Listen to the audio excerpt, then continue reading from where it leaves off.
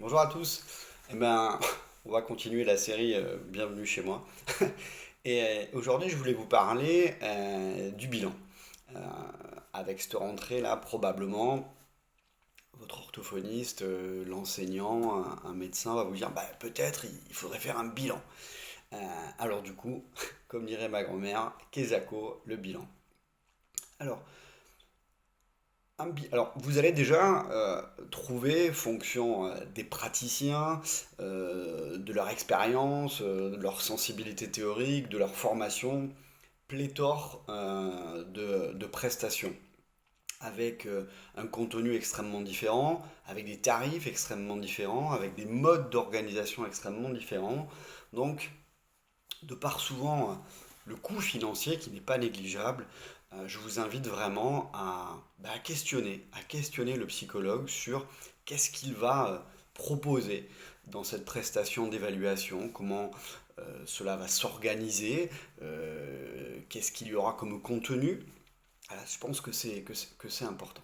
Alors, un bilan, si on devait s'en faire une définition un peu par exclusion, ce n'est pas une succession de tests. Voilà. L'idée que le psychologue serait une sorte de technicien de l'attention, de la mémoire, de l'intelligence, et passerait comme ça des tests, alors soit les tests informatisés, soit les tests papier-crayon. Un bilan, c'est pas ça. Un bilan n'est pas complet ou n'est pas exhaustif parce que on a déroulé 50 millions d'outils. Euh, c'est pas ça. Un bilan, c'est avant tout une démarche. C'est une démarche globale qui va permettre d'aller à la rencontre d'un individu, en l'occurrence là, pour ce que je vous évoque ce matin, d'un enfant, et comprendre comment il appréhende le monde autour de lui. Comprendre comment il appréhende le monde autour de lui. Un bilan, ça doit, j'ai presque envie de dire tout simplement, permettre de comprendre le fonctionnement d'un enfant. Comment, bien sûr, il apprend, comment il s'adapte à une situation nouvelle, comment il interagit avec ses camarades. Voilà. Donc, on va vraiment à la rencontre d'un enfant pour comprendre comment il interagit avec ce monde, comment il apprend, comment il développe ses relations sociales, comment il gère ses émotions. Donc du coup, pour obtenir ces informations-là, eh bien effectivement, on va sortir des outils. Et ces outils, ils sont assez multiples. Euh, Souvent, effectivement, on va retrouver une sorte de dénominateur commun, un doigt dur, qui est une épreuve cognitive d'intelligence. Pourquoi? Tout simplement parce que ces épreuves-là, elles vont nous permettre d'appréhender globalement le fonctionnement cognitif de l'enfant. On va aller regarder son fonctionnement au niveau du langage, son niveau de langage, au niveau de la logique, au niveau de la mémoire, au niveau de l'attention, et ça va permettre d'avoir un profil un peu global, un niveau par rapport à ses camarades, mais aussi est-ce que l'enfant il a des forces et des faiblesses qui pourraient avoir un impact dans des situations d'apprentissage, dans des situations scolaires ou de vie quotidienne. Donc on a effectivement souvent un dénominateur commun qui est une épreuve cognitive plutôt multifactorielle, type effectivement épreuve de Wechsler. Mais ce n'est pas suffisant parce que la situation d'évaluation, elle est par définition extrêmement artificielle. Euh, dans un bureau, sans bruit, en face à face, au calme, avec un psychologue sympa qui vous dit vas-y, tu peux y aller, sois à fond, tu vas donner de bonnes réponses. Donc la situation, elle est artificielle. Et il faut souvent la coupler avec tout un tas d'autres sources d'informations.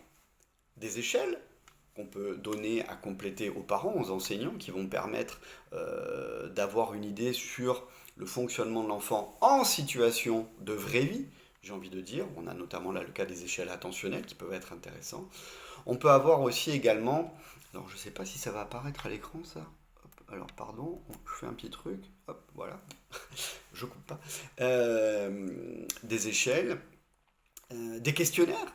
Des questionnaires aussi, on a beaucoup de questionnaires qui peuvent être intéressants sur l'impact de telle ou telle problématique, des questionnaires émotionnels aussi. Récupérer les bulletins scolaires, c'est assez intéressant également, prendre contact avec l'enseignant. Donc vous voyez, l'objectif du bilan, c'est d'aller récupérer en fait tout un tas d'informations qui vont nous permettre finalement de faire des hypothèses sur la manière de fonctionner de l'enfant. Voilà. Dans 100% des cas, le bilan nous explique ce fonctionnement de l'enfant. Parfois, il va nous servir à contribuer au diagnostic, comme dans le trouble déficitaire de l'attention, comme dans les troubles spécifiques d'apprentissage, comme dans bien entendu le haut potentiel, où là il est juste essentiel et peut presque se suffire à lui-même. Petite parenthèse, pour les terroristes de la psychométrie, le TDA ne se diagnostique pas avec des tests. Faire des tests attentionnels, c'est absolument pas spécifique. Je vais mettre des mots, je vais aller encore plus loin. Faire une teach pour diagnostiquer un TDA, ça sert à rien. Faire un CPT2, ça sert à rien non plus. La probabilité de commettre, encore une fois, pour les raisons que j'évoquais tout à l'heure, de pas cette situation un peu artificielle, la probabilité de commettre des faux négatifs, elle est très très importante. Donc, on va dire aux parents, non, non, ben, votre enfant, il n'a pas TDA, regardez, il a réussi les tests. Sauf que dans la vraie vie, en fait, il oublie ses cahiers, il bouge à l'école, il n'arrive pas à s'organiser, etc., etc. Je referme la parenthèse, on en reparlera un jour. Voilà. 5 minutes, 6 minutes 27 déjà. Bon, voilà. Gardons ça en tête. Le bilan, c'est avant tout un moyen de comprendre votre enfant. Voilà.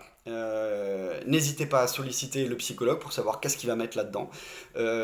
Absolument, absolument aussi, il faut qu'il y ait un retour écrit, qu'on vous explique le document, qu'on vous explique ce qu'on a fait, qu'on vous explique finalement quels sont les éléments de conclusion, qu'est-ce qu'on va faire de tout ça, aussi bien à l'école qu'à la maison. Donc ça, c'est aussi également essentiel. C'est une belle démarche vers un examen, faire un bilan pour un enfant. Voilà. Bon, ben, à très vite.